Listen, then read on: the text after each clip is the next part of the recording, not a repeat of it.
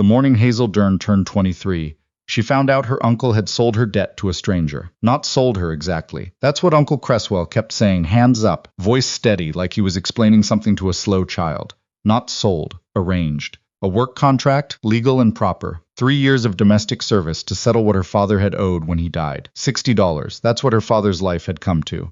$60 borrowed from the wrong man at the wrong time, and now Hazel was the collateral. She didn't cry, didn't scream. She'd used up most of her screaming the winter her father's lungs gave out, coughing blood into rags while the doctor in Millhaven charged more per visit than they earned in a month. By spring, she'd run dry of tears. What was left was something quieter and harder, the way a river goes in drought. Smaller, slower, but still moving. She packed what she owned into a canvas bag. 2 dresses, 1 wool, 1 cotton, her mother's thimble, a knife her father had carried in the war.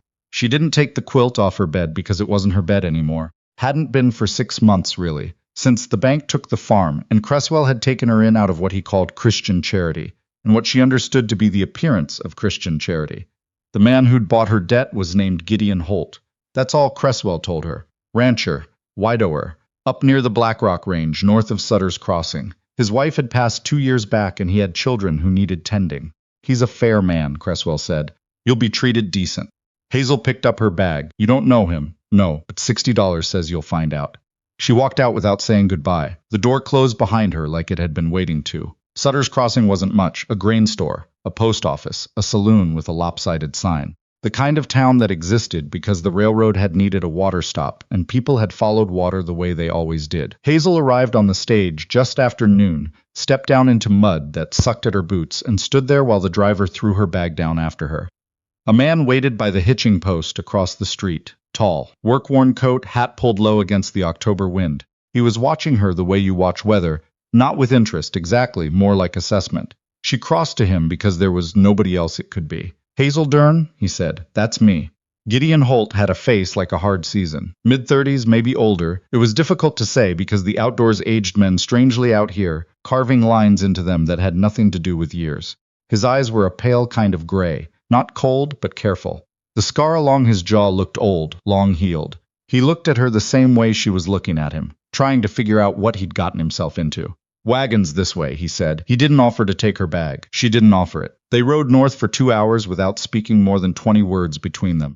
The land got bigger as they climbed, ponderosa pines closing in, the mountain range ahead turning blue-gray in the afternoon light. Beautiful, in the way that things are beautiful when they're indifferent to you. Halfway there, Hazel asked, how old are your children? Gideon's hand stayed easy on the reins. 7 and 9. Boy's the younger one. Finn. Girl's Louisa. They know I'm coming? A pause. They know someone's coming. She understood what that meant. The Holt Ranch sat in a valley that would have been stunning in summer. Right now it looked like something that had given up arguing. Fences running crooked. Barn door hanging off one hinge. The house itself was solid enough. Timber and stone. 2 stories. But everything around it had the look of a place that had been grieving for 2 years and hadn't found its way back yet. The children were on the porch when the wagon pulled in. A girl with her arms crossed and a boy half hidden behind her, peering out like a rabbit assessing risk. Louisa, the older one, didn't wait. We don't need a housekeeper, she said before Hazel had even climbed down. Papa said we'd manage. Louisa, Gideon said. The one word carried more weight than most speeches. Louisa's jaw tightened, but she went quiet. The boy, Finn, looked at Hazel with the kind of open wariness that children haven't yet learned to disguise as something else. He had his father's gray eyes and his mother's coloring, or so Hazel would guess later. Right now he just looked like a scared kid trying not to look scared. Gideon lifted Hazel's bag from the wagon without asking, handed it to her on the porch. Room's off the kitchen. You'll have your own door. He said it like he wanted her to understand something. She did. Supper at 6. Kids will show you where things are. Then he walked to the barn and didn't come back for 2 hours. Louisa stared at Hazel like she was a stain on clean laundry. You won't stay, she said. The last one left after a month. How many have there been? 3. Hazel looked around the kitchen. Dishes stacked unwashed. A pot on the stove with something crusted black at the bottom. The floor hadn't seen a broom in weeks. Well, she said, I'm not the last one. I'm a different one. Might turn out different. It won't. Maybe not. But that pot's not going to clean itself, so one of you is going to help me. And the other one can stand there and predict the future, if that's more useful. Finn made a small sound that might have been a laugh, immediately suppressed. Louisa shot him a look that could have cured leather, but she picked up a rag. It wasn't affection. It was the beginning of a negotiation, and Hazel knew it. She started with the kitchen because she always started with what she could control. The stove took her an hour to figure out.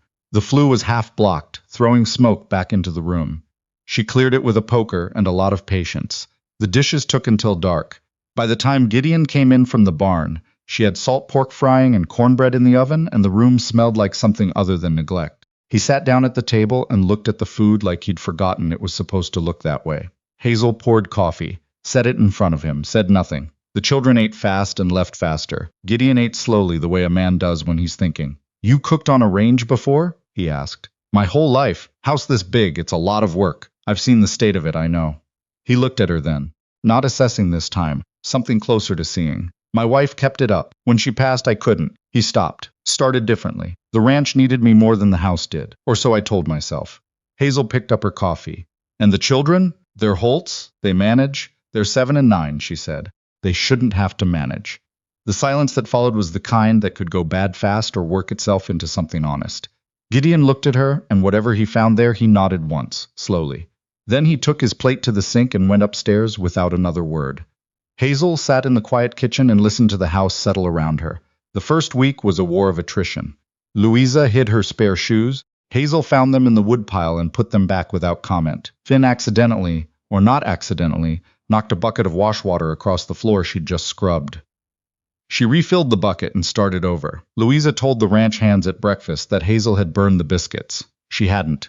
But she made fresh ones anyway and left them on the table without saying a word about it, which seemed to unsettle Louisa more than an argument would have. On the 5th day, Finn appeared in the kitchen doorway at 3 in the afternoon.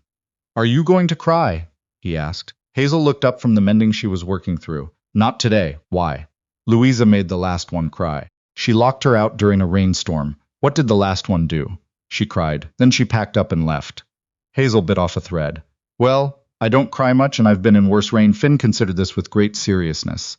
"Our mama used to say that crying was fine, as long as you didn't do it where the horses could see." She said it made them nervous. The laugh surprised Hazel. It came out before she could stop it. "Your mama sounds like she knew horses." "She knew everything," Finn said simply and went back down the hall. That night, for the first time since she'd arrived, Hazel lay in her small room off the kitchen and thought maybe, just maybe, she could make this work. 3 weeks in, she found the ledger. She'd been doing inventory in the back storage room, the kind of job that nobody had done in over a year, judging by the state of the shelves, when she found it tucked behind a box of old harness leather. A record book, pages slightly warped, written in small, neat handwriting that wasn't Gideon's. His wife's, Lucinda, she'd learn later. Lucinda Holt had kept meticulous records. Cattle tallies, hay stores, equipment costs, payments in and out. Hazel almost put it back. Almost. Instead, she sat down on an overturned crate in the cold storage room and read it. The numbers told a story Gideon probably didn't know existed. Everything fine until about 14 months ago. Then cattle counts dropping, not all at once, but steadily. A dozen head gone 1 month, 8 the next. Timber contracts coming in short on payment. Feed disappearing from the storage barn in quantities too large to be rats. The pattern that made her stomach drop. Every major loss happened in a cluster of dates. She checked them 3 times to be sure. Every time Gideon had made a recorded trip off the property, something went wrong while he was gone. This wasn't bad luck. Bad luck didn't have a schedule. She found Gideon in the north field, mending fence with 2 of his hands. Didn't wait for a good moment. Walked straight up and said, "Someone's stealing from you." He looked at her. "What? Your wife kept records." She held up the ledger. "Good ones. Someone's been taking cattle and supplies for over a year. They do it when you're away from the ranch. It's too consistent to be accident." The 2 ranch hands looked at each other, then at Gideon. He took the ledger. Read it standing there in the mud and cold, turning pages slowly. His jaw got tighter with everyone. "Beaumont," he said when he'd finished. His voice had gone flat. "Who's Beaumont? Runs the Crooked Spur operation, east of here. He's been trying to buy this land since Lucinda died. Said twice that I couldn't run it without her." Gideon closed the ledger. He was probably right. That's the hell of it. "Can you prove it's him?" "Not yet." Hazel looked at the ledger in his hands. "Then we get proof." Gideon looked at her like he was recalculating something. "You're supposed to be keeping house." "I am keeping house. I'm also keeping books, apparently, because somebody needs to." She met his eyes. "You paid $60 to settle my debt. That means I work for you for 3 years whether I want to or not. Might as well let me be useful." Something shifted in his expression. Not gratitude exactly. More like a man who has been carrying a load alone for so long that he'd stopped believing anyone else could be trusted with part of it, and was now being presented with evidence to the contrary. You understand numbers? My father taught me. He wasn't good at much by the end, but he'd been a bookkeeper before the war. Gideon handed the ledger back to her. Then keep tracking. Anything that moves in or out of this ranch, you write it down. And if something goes missing, I want to know the hour. Hazel took the ledger. And if we find proof, then I take it to the county marshal and we let the law do what it's supposed to do. He paused. And if Beaumont doesn't feel like waiting for the law, then we deal with that when it comes. She nodded, went back to the house. She didn't let herself think about how clearly she'd just chosen sides. She was already on the only side there was. Louisa found her that night, sitting at the kitchen table with the ledger spread open under the lamp. That's Mama's book, Louisa said. I know. Your father asked me to keep working in it. Louisa sat down across from her, uninvited, pulled her legs up onto the chair, which Hazel had learned was how she sat when she was thinking hard about something. The other housekeepers didn't do ranch business. I'm not most housekeepers, I know. Louisa picked at a loose thread in her sleeve. I've been watching you. You don't get upset when things go wrong. You just fix them and keep going. Getting upset doesn't fix anything. Louisa was quiet a moment. Then very quietly, she said, Mama used to say that. Almost she didn't look up from her sleeve. I don't think I like you yet, but I think maybe I don't hate you. That's progress, Hazel said. Louisa almost smiled. Don't push it. She went to bed. Hazel turned back to the ledger and kept working. Winter came down hard. Snow came early that year, deep and fast. The kind of early winter that felt personal, like the land had decided to make a point. The ranch went into survival mode. Gideon and his hands were out before dawn most days, checking cattle, bringing in strays before the cold got them. He came home some nights so exhausted he sat down at the table and fell asleep before the food was in front of him. Hazel started leaving a covered plate on the back of the stove. Hot food whenever he got in, no matter the hour. She didn't make a thing of it, just made sure it was there. She noticed that he started coming home earlier. The theft continued, slower now because Beaumont couldn't move easily in the snow either, but the ledger showed little leaks. Feed going short, tools coming up missing from the equipment shed. Every time, Hazel documented it.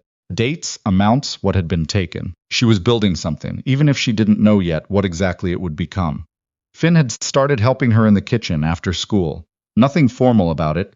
He'd just drift in around 3 and find some small task to occupy his hands while she worked, asking questions about what she was doing and why. One afternoon he asked her how she made pie crust. She showed him. He made his own, badly, and they both pretended it was fine. The next week he tried again, and it was better. Louisa maintained her careful distance, which Hazel's respected. Trust didn't happen because you pushed for it. It happened because you kept showing up the same way, day after day, until the other person got tired of waiting for you to change. Then Beaumont made his first open move. He sent 2 men to the eastern fence line after a heavy snowfall, and they tore out 40 feet of it before one of Gideon's hands spotted them from the ridge. By the time Gideon rode out with 4 men, the strangers were gone, and 32 head of cattle had wandered through the gap onto Beaumont's land.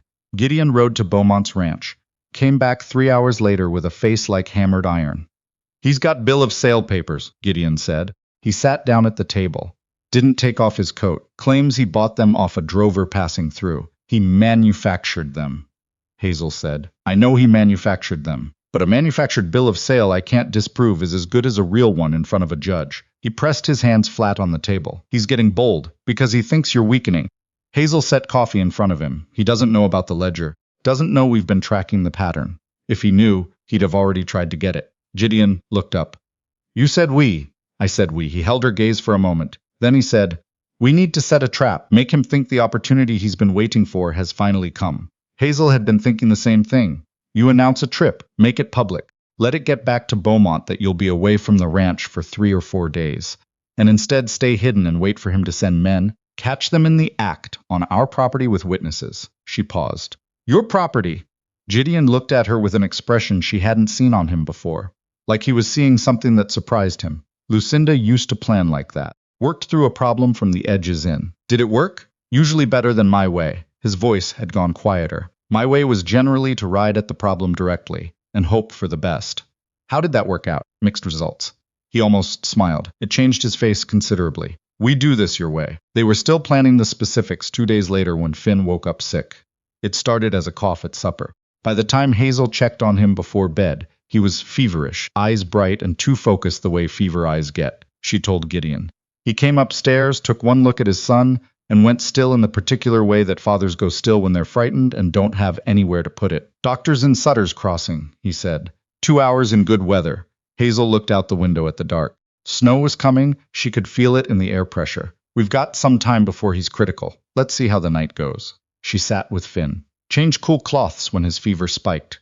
Made him drink water even when he said he couldn't. Louisa appeared around midnight, still dressed, and sat on the other side of the bed without being asked. She didn't talk. Just sat there, jaw set, daring the illness to try anything further with her brother. They were still sitting there when the fever broke.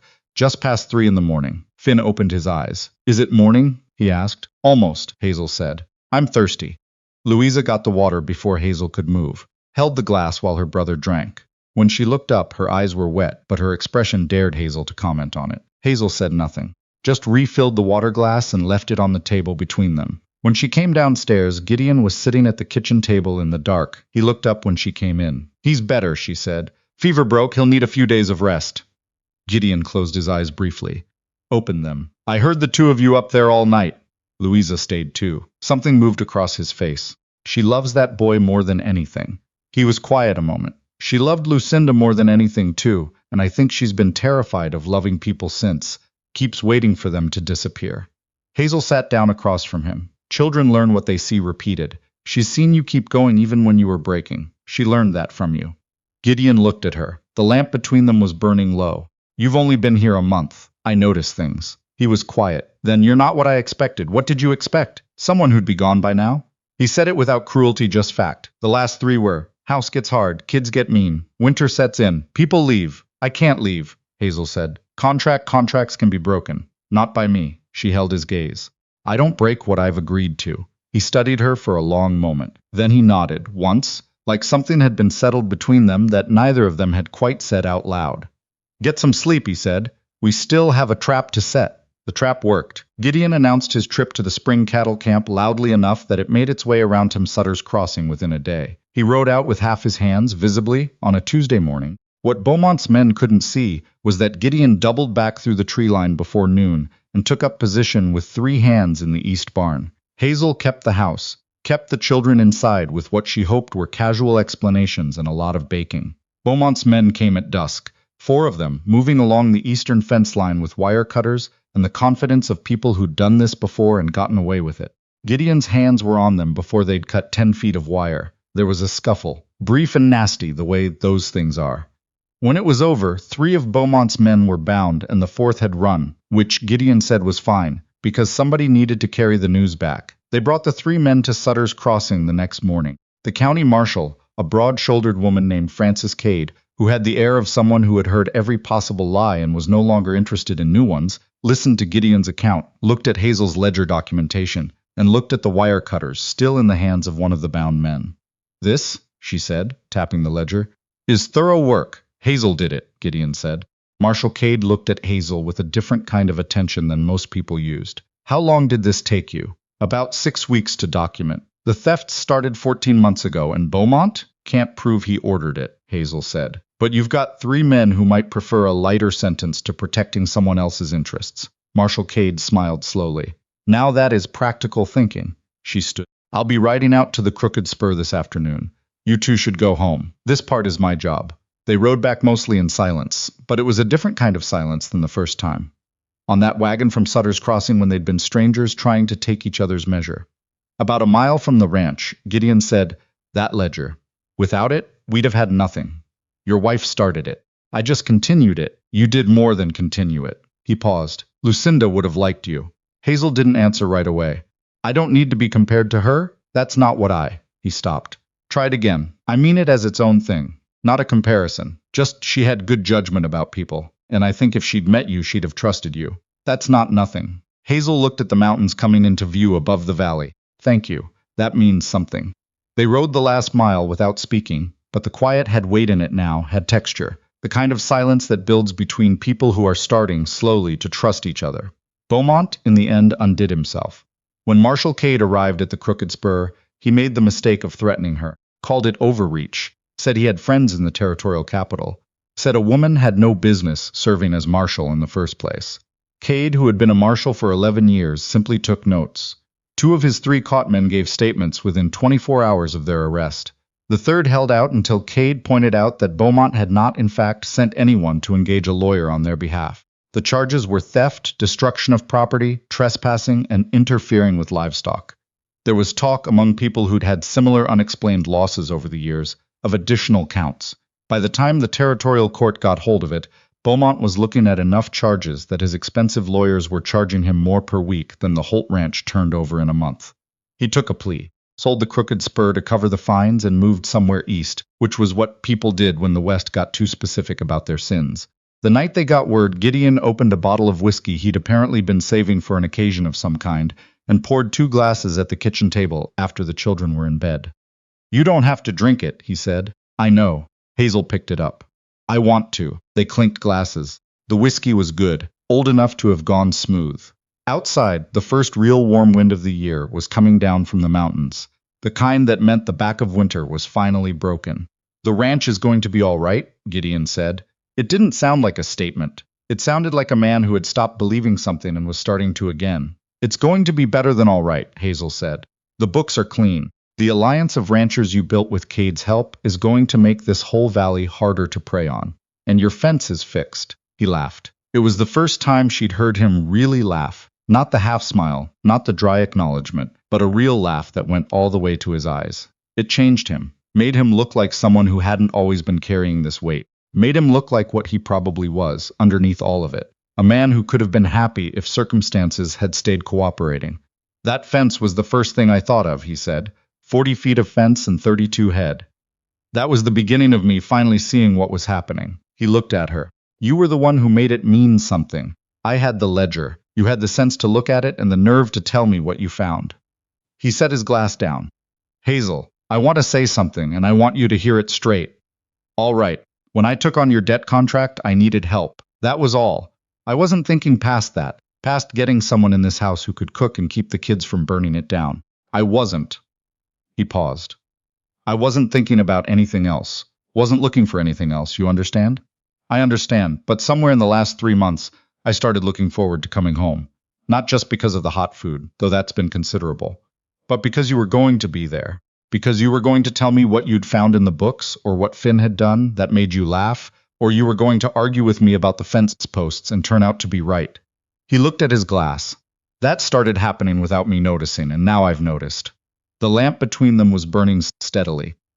Outside, the wind moved through the pines. "I still have 2.5 years on this contract," Hazel said. "I know. I want that settled first. Properly, legally settled. I don't want to be." She stopped, started again. "I spent my life belonging to other people's decisions, my father's debts, my uncle's arrangements. I don't want to walk into something new while I'm still technically someone's property, even if that someone is treating me well." Gideon nodded slowly. "That's fair." But after that, she met his eyes. "I think I'd like to stay." It wasn't a love declaration. It was something more useful than that. A statement of intent from someone who had learned to mean what she said. Gideon heard it for what it was. "Then let's settle it," he said. "Tomorrow. Marshal Cade can witness the contract dissolution if I pay the remainder of the debt. That's what that clause is for." "You'd do that?" "I should have done it a month ago." He said it without making it into a grand gesture. "Just fact. You're not property, Hazel. You came here because you were desperate, and you had no other choice. And you turned that into something that saved this ranch. Binding you to a piece of paper seems like poor repayment." She looked at him for a moment. Then she picked up her glass. "Tomorrow," she said. "Tonight we finish the whiskey." The next morning, Marshal Cade witnessed the contract dissolution with the same brisk efficiency she applied to everything. The $60 was paid. The paperwork was signed. Hazel Durn left that office legally free, and then turned around and walked back to the Holt Ranch because it was where she wanted to be. Louisa was waiting on the porch. She had the look of someone who had overheard a certain amount and was processing it at speed. "You're staying?" she said. "If you'll have me." Louisa was quiet for a long moment. The wind moved through the valley. Somewhere in the barn, Finn was talking to the horses, which he did constantly, and which the horses appeared to accept without complaint. "Mama's things are still in the upstairs room," Louisa said. "I kept telling Papa to leave them. I don't know if I'm ready for them to be moved." "Then we don't move them. But I think maybe." Louisa looked at her hands. "Maybe I could show you some of them. Sometime, if you wanted to know about her." Hazel's chest tightened in a way that wasn't grief, exactly, but was related to it. The kind of ache that comes from something opening up that's been closed for a long time. "I'd like that," she said. "Very much." Louisa nodded, moved aside to let her through the door, which was as close to a welcome as Louisa got, and was more than enough. They married in June. The valley came back in spring the way valleys do when they've been under snow long enough. All at once, aggressively green, like the land was making up for lost time. The fences were straight. The north barn had a new roof. Gideon had hired 2 more hands with the money freed up when Beaumont's stranglehold on the local timber contracts broke with his departure. The Holt Ranch employed 15 people by summer. Hazel ran the books and managed the household supply chain with an attention to detail that people in Sutter's Crossing had started to remark on. Not always kindly, because she'd made a few purchasing decisions that cut local merchants out of inflated contracts, but with a respect that had edges to it. The kind of respect that means someone has stopped underestimating you. The wedding was in the yard, under the cottonwood that Lucinda had apparently planted herself the first year they'd broken ground. Gideon had told Hazel about it one evening, matter-of-factly, as if offering information rather than sentiment. She'd understood it as both. Marshal Cade attended. Several of the neighboring ranchers attended. The hands cleaned up and stood around looking uncomfortable in their better clothes, which Hazel appreciated. Finn cried a little during the ceremony and then denied it with great conviction when Louisa pointed it out. Louisa herself stood through it with her arms at her sides and her chin up, the way she did when she was feeling something she hadn't yet decided how to manage. Afterward she came to Hazel and said, "You're my family now. I want you to know I know that." Then she walked away before either of them could make it awkward. That evening, after the guests had gone and the children were in bed, and the ranch was quiet under a sky full of more stars than seemed necessary, Hazel stood on the porch and let herself feel for a moment the full weight of where she was and how she'd gotten here. She had come to Sutter's Crossing with $60 worth of debt, a canvas bag, and no choices. She had been handed to a stranger and driven north into the mountains and told to make the best of it, and she had made the best of it. That was the plain fact of it. Not because anyone had saved her. Gideon had bought her debt, but he hadn't saved her. She had done that herself, the way she'd always done things, by showing up the same way every day until the situation had no choice but to change around her. The door opened behind her. Gideon came out, handed her coffee, stood beside her looking at the same sky. "What are you thinking?" he asked. "About the girl who got on the stage in November," she said. "She didn't know what she was going to. Neither did I when I put that advertisement in the paper. Were you hoping for something specific?" He was quiet a moment. "I was hoping for someone who wouldn't leave. That was about the extent of it. Someone who'd stay long enough for the kids to get used to having another person in the house." He paused. "I wasn't thinking past that. Wasn't capable of it, really? And now?" He put his arm around her, easy and without ceremony the way he did most things. "Now I think that sometimes the worst circumstances produce the best outcomes, and I don't know what to do with that except be glad of it." Hazel leaned into him. The wind came off the mountains, carrying the smell of pine and cold water and the particular cleanness that high country air had. She thought about what she would have told the girl on the stage if she could. The girl with the canvas bag and the $60 debt and the terrible January stretching out ahead of her. She'd have told her it was going to be hard, that she'd want to quit more times than she could count, that she'd be cold and exhausted, and some days the house would feel like a thing that was swallowing her whole. But she'd also have told her this: the thing you build out of the worst materials, with your own hands, from necessity rather than choice, that thing holds. Better than most things built easy. You put yourself into it differently when there's no other option. You find out what you're made of, which turns out to be something sturdier than you knew. The valley below them was dark and still. Somewhere down the slope, cattle moved, a slow sound like water. The ranch was alive and working, and hers now in the way that things become yours when you fought for them. Hazel had come here with nothing and built a life anyway. That turned out to be enough. More than enough. That turned out to be everything.